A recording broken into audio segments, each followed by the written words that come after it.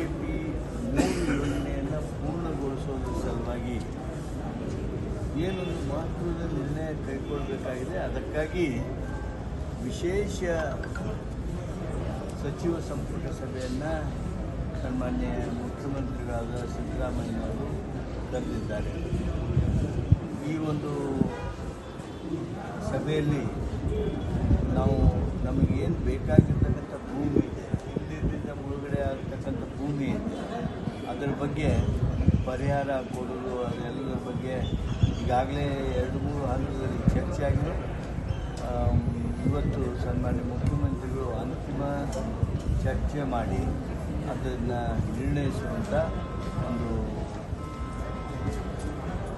ಅತ್ಯಂತ ಸಮಂಜಸವಾಗಿರ್ತಕ್ಕಂಥ ಸಂದರ್ಭ ಇದೆ.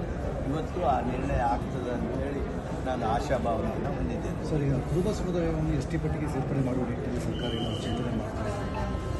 ಇವತ್ತು ಸಭೆ ಕೂಡ ಇವತ್ತಿನ ಸಭೆಯೊಳಗೆ ಯಾವುದೇ ರೀತಿಯಾಗಿರ್ತಕ್ಕಂಥ ಅಂಥ ಸಭೆಯಲ್ಲ, ಇದು ವಿಶೇಷವಾಗಿರ್ತಕ್ಕಂಥ ಕ್ಯಾಬಿನೆಟ್ ಸಭೆ ಅಲ್ಲ ಸರ್. ಇದಲ್ಲ ಪರಿಶಿಷ್ಟ ಪಂಗಡಗಳ ಕಲ್ಯಾಣ ಇಲಾಖೆ ಸೆಕ್ರೆಟರಿ ಅವರು ಸಭೆ ಕರೆದಿದ್ದಾರೆ ಸರ್. ಕುರುಬ ಸಮುದಾಯವನ್ನು ST ನಮ್ಮ ಕ್ಯಾಬಿನೆಟ್ ಅಥವಾ ನನ್ನ ಆ ಕಡತ ಅದು ಯಾವುದೂ ಇಲ್ಲ, ನನಗೆ ಯಾವುದೋ ಗೊತ್ತಿಲ್ಲ. ಆಮೇಲೆ ಇವತ್ತಿನ ಕ್ಯಾಬಿನೆಟ್ ಸಭೆಯಲ್ಲಿ ಅಂಥದ್ದು ಯಾವುದೂ ಪ್ರಾರ್ಥನೆ ಇಲ್ಲ. ಸರಿ, ಕೃಷ್ಣಾನದಿಗೆ 75,000 ಭೂಮಿ ಪರಿಹಾರ ಕೂಡ ಸವಾಲಾಗಿದೆ.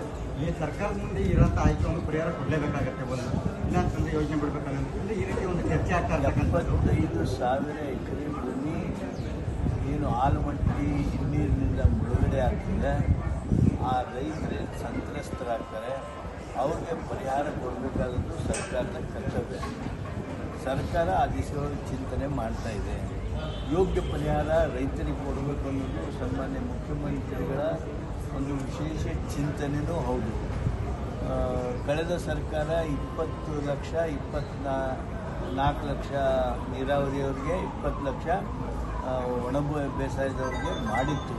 ಆದರೆ ಸನ್ಮಾನ್ಯ ಸಿದ್ದರಾಮಯ್ಯನವರು ಯೋಗ್ಯ ಬೆಲೆಯನ್ನು ಕೊಡಬೇಕು ಅಂತೇಳಿ ಚರ್ಚೆನೂ ಮಾಡಿದ್ದಾರೆ. ಸನ್ಮಾನ್ಯ ಉಪಮುಖ್ಯಮಂತ್ರಿಗಳು ಸಹಿತ ಹಲವಾರು ಹಂತದಲ್ಲಿ ಚರ್ಚೆ ಮಾಡಿದ್ದಾರೆ.